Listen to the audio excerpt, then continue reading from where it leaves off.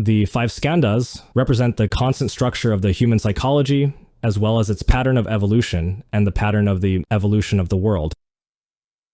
Vijnana, consciousness; superior manas, dharma dhatu, wisdom, discernment; samskara, mental formations, volitional energies, intuition, willpower; volition, impulse, all-accomplishing perception; rupa, form, matter, conceptual form, mirror-like perception; vedana, sensation, equilibrating perception, not necessarily emotions; samjna, evaluative discrimination, cognition, thinking, discriminating perception; form, matter. In its broadest sense, form is spoken of in terms of causal and resultant forms. Causal forms are the elements of earth, water, fire, and wind, and then the resultant forms, which are made from these elements, are said to include the five sense faculties and their objects, as well as a slightly more problematic category called imperceptible forms, which we will not develop here. The sense faculties are not the ordinary sense organs, our eyes and ears and so on, but subtle forms within the sense organs. They have particular shapes, which are described very precisely in the Abhidharma literature. The first of the sense objects is visual form, which means the various colors and shapes that appear to our eyes. Broadly speaking, colors may be divided into the primary colors, which according to the Abhidharma are white, red, yellow, and blue, and the secondary colors. They may be pleasant, unpleasant, or neutral. Sounds, the objects of the ears, may occur naturally or be man-made, or they may be a combination of the two, such as when a person beats a drum. A lot of sounds are just meaningless noise, but some impart meaning. In the case of the latter, they might be a vehicle for ordinary notions, or else the sublime, liberating message of the Dharma. As with sights, sounds can be pleasant, unpleasant, or neutral. Smells or odors can be natural or artificial, and once again, pleasant, unpleasant, or neutral. Tastes are said to be of 6 kinds, roughly translated as sweet, sour, bitter, hot, astringent, and pungent. Textures, or tactile sensations, may be felt on the body's surface or in its interior. Interior textures include hunger and thirst, and the feelings that come with being ill or deeply relaxed. In this investigation, form means our physical bodies. More generally, it is all that we can see, hear, smell, taste, and touch, and also the subtle faculties that do the seeing, hearing, smelling, tasting, and touching. Feelings, sensations. Although this is called the skandha of feelings, it does not mean emotional feelings, but something more like sensations. These are said to be the painful, pleasant, and neutral sensations in the body and the pleasant or unpleasant sensations in the mind. It is said that neutral sensations of the mind are not counted separately because they are indistinguishable from the neutral sensations of the body. We are always experiencing sensations, mostly neutral ones, but also painful and pleasant. They can also be thought of as the sensations that occur based on sense impressions. A sense object, such as incense, would belong under the skandha of form, but the sensation created when we smell it belongs in this category. In this case, it would most likely be a pleasant sensation.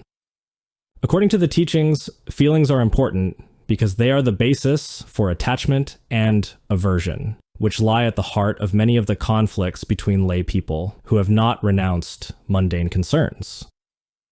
Perceptions.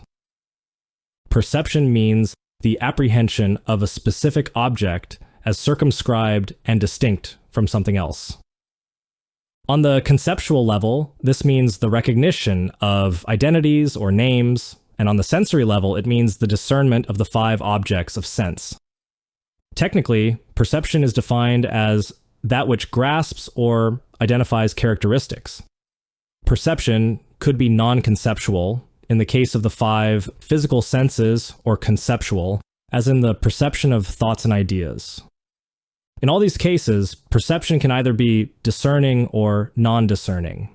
The 5 non-conceptual sense perceptions are regarded as discerning when they are operating normally and perceiving their proper objects: colors, shapes, sounds, smells, tastes, and textures. Mental perception is said to be discerning when it distinguishes identities or names. This happens when A. Mind recognizes an object and associates it with its name, and B. The mind knows what is referred to when a name is given. Perception is non-discerning when the sense organ in question is fully functional, but there is no object.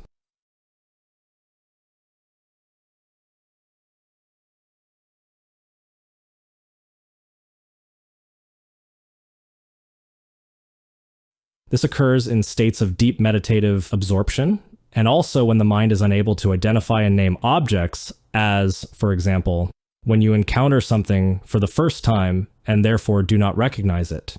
This is the common experience of children. Mental perception is also non-discerning when it does not know what is referred to when names are given, as, for example, when an unknown language is heard. It should, however, be noted that non-discerning perception does not refer to the mere privation of sensory stimulus, as, for example, when you are in a dark place with your eyes open or in a soundproof room. In these cases, the senses do in fact have objects, darkness and silence, respectively. There are as many types of perception as there are phenomena. Perceptions are subjective experiences and are said to be important because they are the basis for disagreement and controversy, leading to conflict amongst philosophers who have renounced worldly affairs. Formations. The category called formations is a little complicated, but if we just limit ourselves to mental formations, then it basically refers to thoughts and emotions, or what are technically referred to as the mental states. Although there are many possible mental states, the Abhidharma teachings speak of 51, which are held to be particularly important. Sensation and perception are actually included in these 51, but are treated separately in the list of the 5 skandhas because they are especially noticeable. There is no need to go into all 51 here, but we should know that they include the components necessary for any cognition to occur, namely sensation, perception, intention, meaning the mind is directed towards a particular object. Attention, the mind is held on that object, and contact, an object, a functioning sense, organ, and consciousness all come together. There are also 5 states which assist in the discernment of objects. These are interest, appreciation, mindfulness, concentration, and discernment. We are talking about these on a subtle level. For example, we need a certain amount of concentration to focus on a particular object, and some discernment to identify it. These first 10 are called general mind states. Then there are the virtuous states of mind, such as faith, conscientiousness, absence of attachment, absence of aggression, absence of delusion, and diligence. Then there are the principal non-virtuous states of ignorance, desire, anger, pride, doubt, and harmful beliefs, as well as the secondary negative states, such as vindictiveness, spite, envy, deceit, stinginess, laziness, and forgetfulness. Here we also include the drowsiness and agitation we experience in meditation, as well as distraction. Finally, there are several variable states, which could be either positive or negative, such as regret. Consciousness.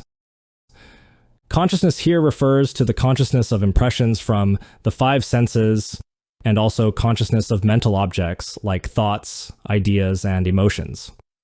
The consciousnesses of the 5 senses, seeing, hearing, smelling, tasting, and touching, are non-conceptual.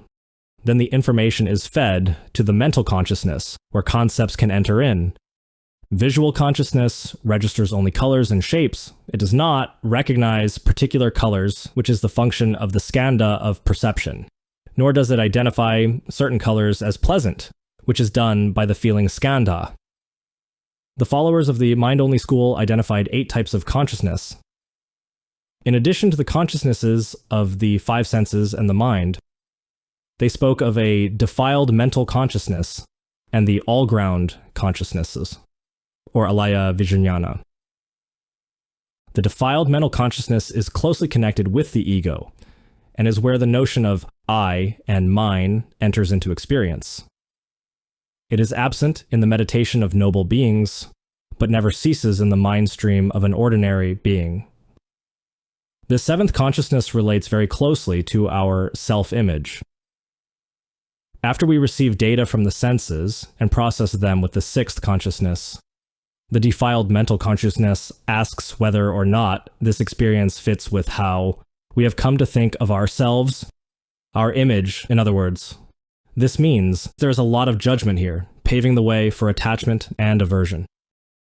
The alaya consciousness is described as mere knowing and unspecified apprehension, the object of which is general and uncircumscribed.